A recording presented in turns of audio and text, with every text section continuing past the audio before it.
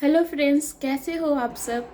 मैं सोनालिका फिर से लेके आ गई हूँ आपके पास एक नया विषय जो कि है जेंडर इनइक्वालिटी। जेंडर इनइक्वालिटी की मुख्य जो पीड़िताएं होती हैं वो महिलाएं ही होती हैं। कई केसेस में पुरुष भी इसका शिकार होते हैं और ट्रांसजेंडर भी होते हैं, लेकिन महिलाएं इसका मुख्य शिकार है। और अगर आप मेरी वीडियो देख रहे हैं और आप एक महिला है तो मैं जानती हूँ, मैं जो भी आज बोलने वाली हूँ उससे आप रिजोनेट कर पाएंगी। वह आपकी ज़िंदगी की भी आप बीती हो सकती है। सरकार ने बहुत सारे कानून और लॉज बनाए ताकि वुमेन्स के अधिकारों की रक्षा की जा सके, उनके फंडामेंटल राइट्स, उनकी ड्यूटीज़, ताकि वो अच्छे से अपना गुजर बसर कर सके। लेकिन दुख की बात यह है कि एक लड़की जब पैदा होती है तब से ही उसके साथ जेंडर इनइक्वालिटी शुरू हो जाती है।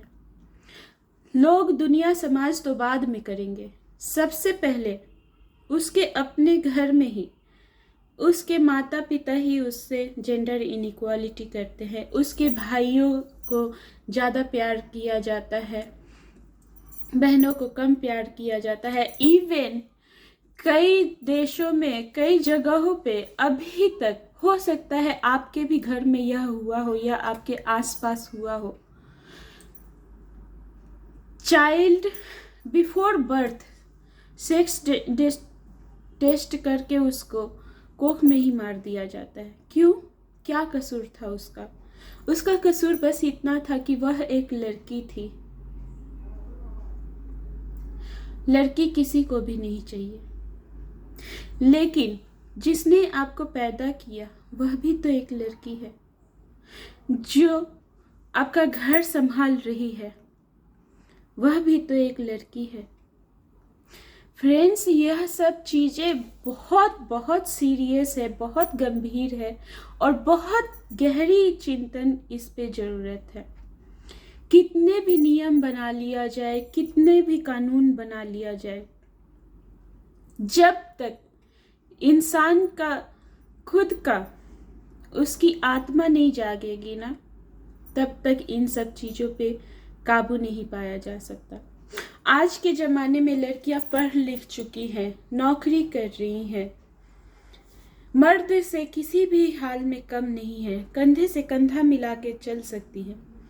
मगर फिर भी नौकरी करके आए तो क्या करना है, उसको मर्द जितना काम करता है उसको भी उतने ही काम करना है। फिर भी घर आती है तो खाना वही बनाती है। क्यों? बच्चे वही संभालेगी। क्यों? हालांकि हमारी सरकार इस मामलों में बहुत प्रयासरत रहती है और बहुत तरह से कोशिश करती है कि सबकी मदद हो।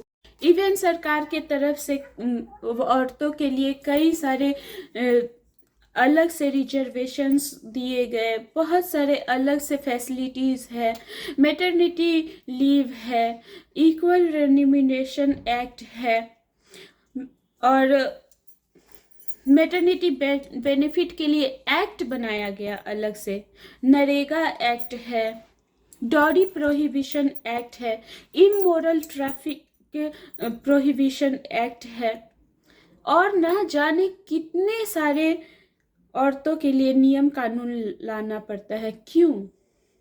क्योंकि सबसे पहले उसके दुश्मन कहाँ होते पता है? उसके अपने घर में। उसके, जब वो पैदा होती है, बचपन से अगर भाई बहन दोनों खाना खा रहे हैं तो खाना पड़ोसी की बहन, क्यों? भाई अपने से क्यों नहीं ले सकता है? अगर पानी की जरूरत पड़ी तो भाई उठ के नहीं जाएगा, जाएगी बहन। क्यों? लड़कों को स्टडीज में जितनी सीरियसली पेरेंट्स हेल्प करते हैं उतना लड़कियों को नहीं करते। आज भी आप में से कई जो मुझे सुन रहे हैं उनके साथ यह हो चुका है कि आप नंबर लाके क्या करेंगी? भले ही टीचर ने रात को आपको क्लास में होमवर्क दिया है, आपको रात को होमवर्क करके सुबह दिखाना है स्कूल में, लेकिन माँ बोलती है कि रोटी बना, खाना खिला सबको, क्या करेगी पढ़ के? तो दुश्मन कहाँ है?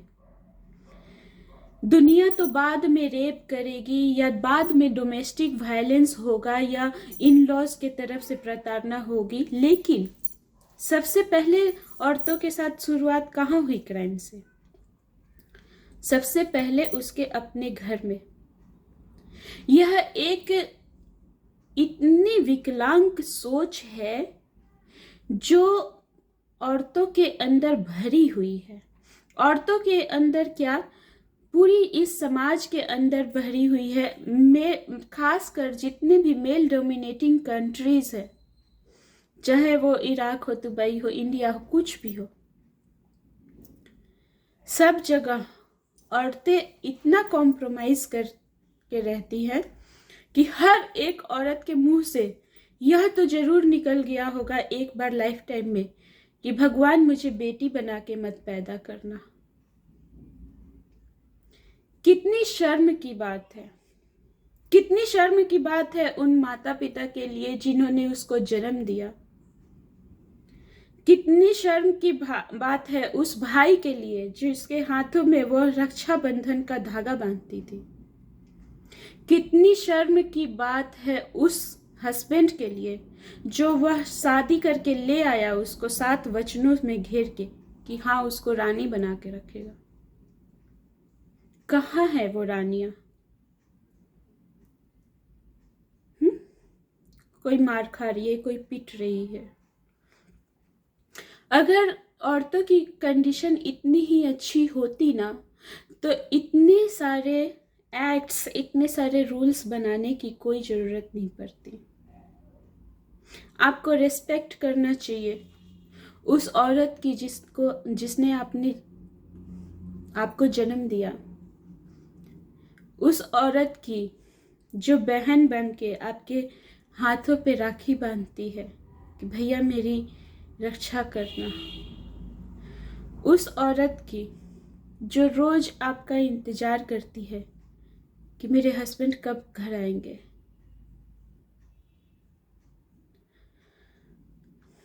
फ्रेंड्स, यह सब बातें समझानी पड़ रही है, यह भी बहुत एक शर्म की बात है। कहाँ गया वो प्यार जो फिल्मों में दिखाया जाता है और जिस प्यार की लोग कसमें खाते हैं?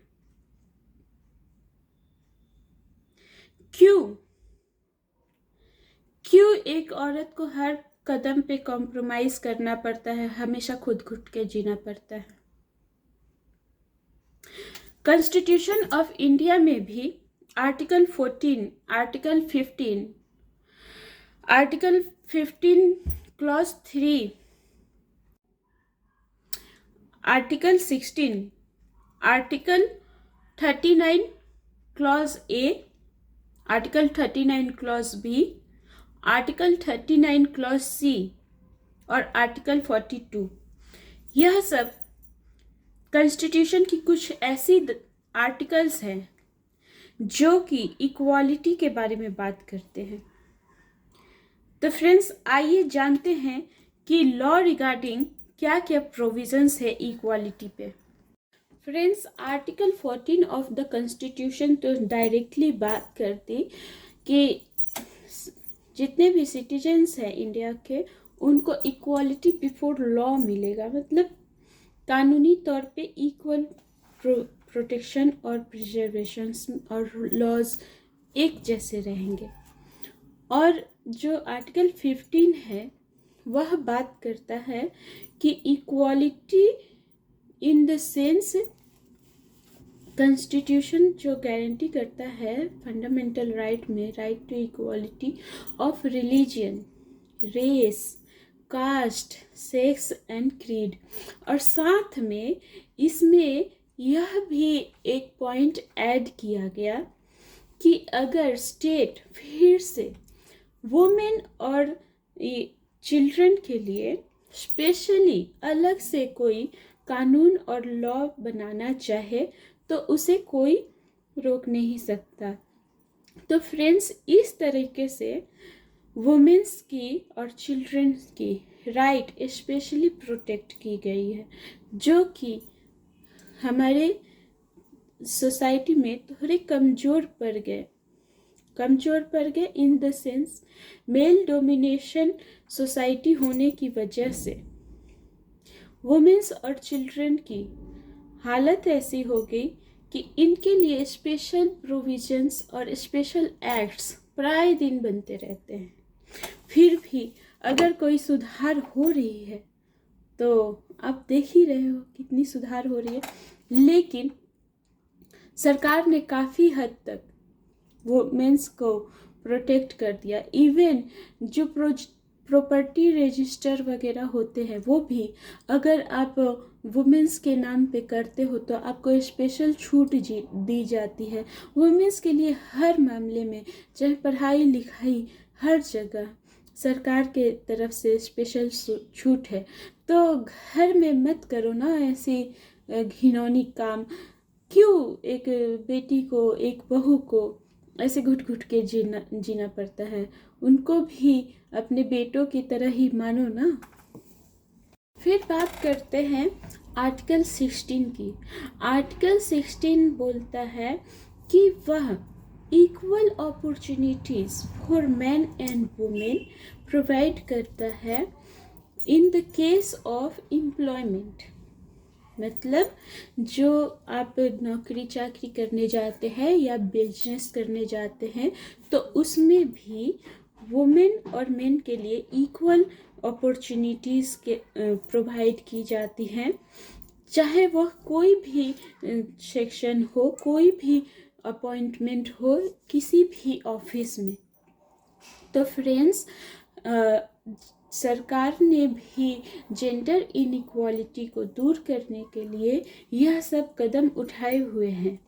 इवन लड़कियों के लिए अगर वह सरकारी एग्ज़ाम वगैरह देती हैं तो बहुत सारे फॉर्म्स के फ्री में वो फॉर्म फिलअप करती हैं, जबकि लड़कों के लिए कुछ निर्धारित फीस होते हैं।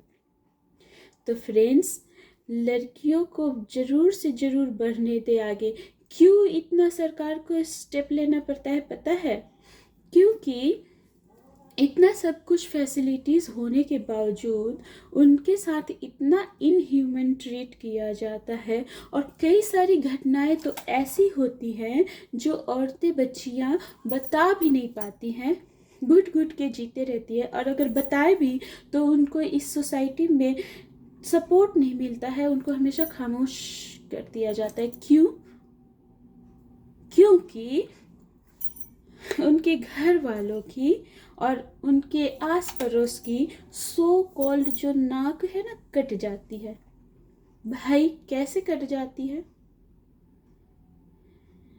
अगर किसी औरत पे अत्याचार हो रहा है तो बदनामी इसमें उस औरत की कहाँ से हुई? बदनामी इसमें उस समाज की हुई, उस दोषी, उस आरोपी की हुई जो उसके साथ गलत किया। तो फ्रेंड्स, यह सब बातें समझना बहुत ज़रूरी है। और सबसे पहली बात मैं आपको ये बता दूं, लड़की की जो इज्जत होती है ना, वह उसके प्राइवेट पार्ट में नहीं होती।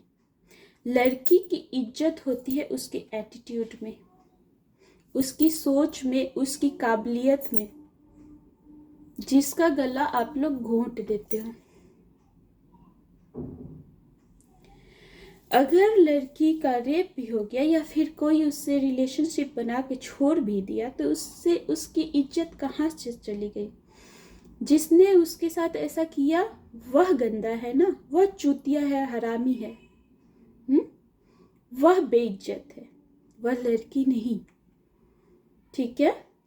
तो इन सब बातों का मैं दिल से चाहती हूँ कि आपके दिल और दिमाग पे गहरा असर पड़े, ताकि आप इन सब बातों को सीरियसली लें। लड़की होना कोई बेइज्जती की बात नहीं होती है। लड़की से ही तुम सब जन्मे हो, समझे? अब बात करते हैं आर्टिकल 39 की।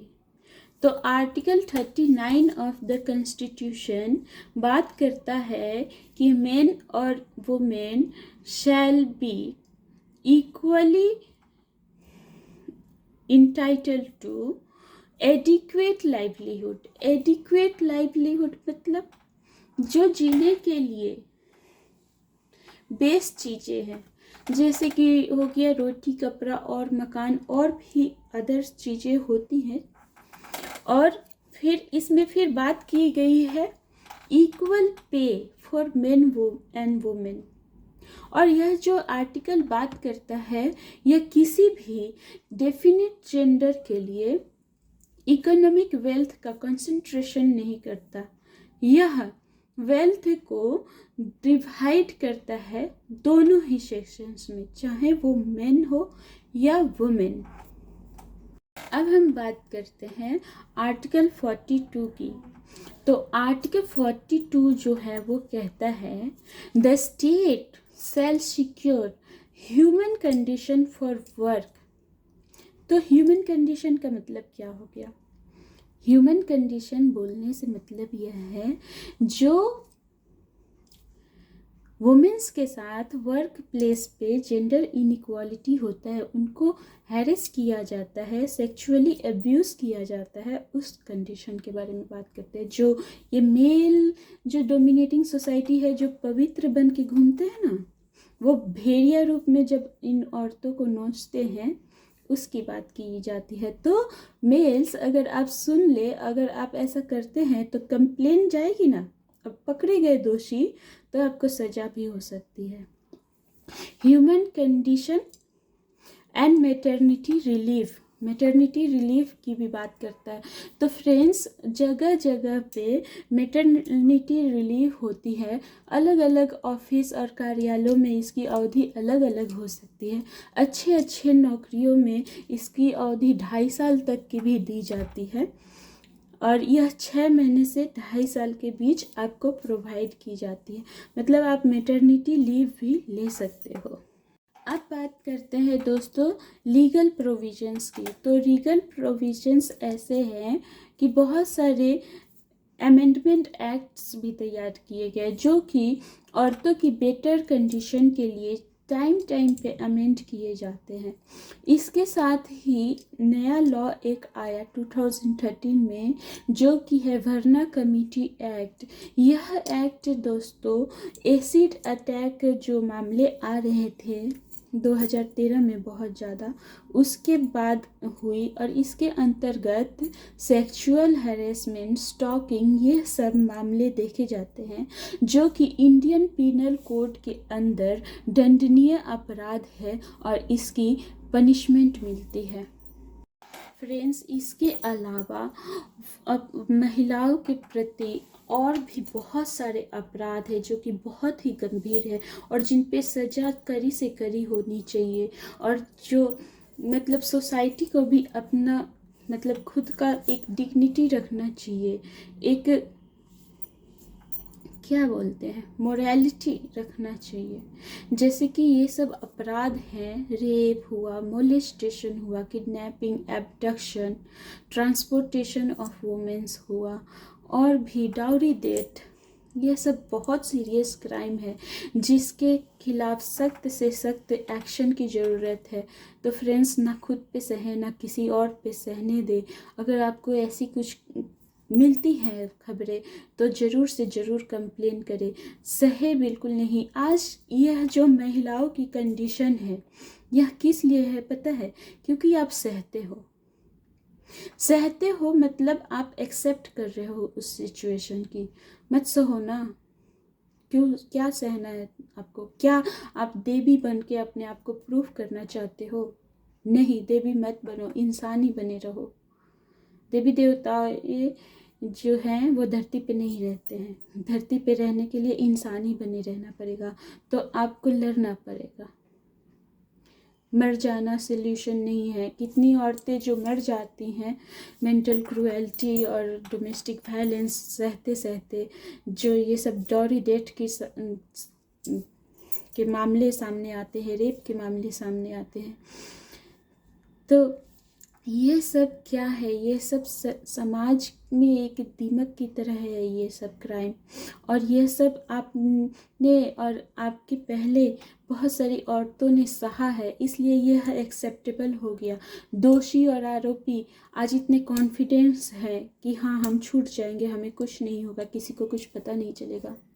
अरे उनका ऐसा सोच भी आने से उनकी रूह कांप जानी चाहिए। भार में जाए आपका समाज और आपका परिवार। कौन क्या सोचेगा वह मैटर नहीं करता है, आप क्या जी रहे हो वह मैटर करता है। भार में जाए आपके सास ससुर ननद माँ बाप। हाँ, कौन क्या क्रिटिक देगा आपको?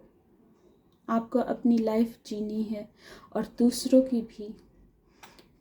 इतना डेटरेंट इफेक्ट होना चाहिए आरोपियों पे और दोषियों पे, ताकि वह ऐसे जघन्य अपराध करने की सोच भी ना ला सके अपने अंदर। तो फ्रेंड्स, आप आज के लिए बस इतना ही। Bye bye. मिलेंगे आपसे दूसरे वीडियो में, तब तक के लिए हमारी अगली वीडियो का इंतज़ार करें।